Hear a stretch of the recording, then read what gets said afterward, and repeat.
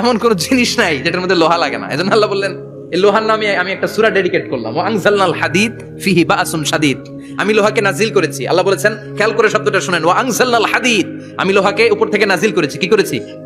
কথা বলেন। তার মানে লোহা পৃথিবীতে ছিল না, নাজিল করছে কে? নুজুল মানে উপর থেকে নিচের দিকে আসা। এই নুজুল শব্দ ব্যবহার করে আল্লাহ বললেন ওয়া আনজালনাল হাদিদ, লোহাকে আমি নাজিল করেছি। তার মানে লোহা পৃথিবীর উপাদান নয়, লোহা এসেছে উপর থেকে। কোন সুবহানাল্লাহ। বিজ্ঞানীরা, পদার্থবিদরা গবেষণা করে এটাই পেয়েছেন, লোহা আসলে পৃথিবীর না। লোহা পৃথিবীতে উৎপাদন করা হয় নাই।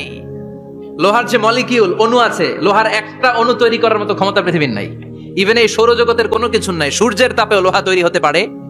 লোহার ছোট্ট একটা অণু তৈরি করতে কমপক্ষে 1 কোটি ডিগ্রি সেলসিয়াস তাপের প্রয়োজন হয়। তার মানে এটা পৃথিবীর কোনো উপাদান নয়, এটা আনজালনাল হাদিদ। আল্লাহ বলেন মহাবিস্ফোরণের কারণে গলিত অন্য কোনো তারার ভেতর থেকে লোহার উপাদান আমি পৃথিবীর ভিতরে এনে ঢুকিয়ে দিয়েছি।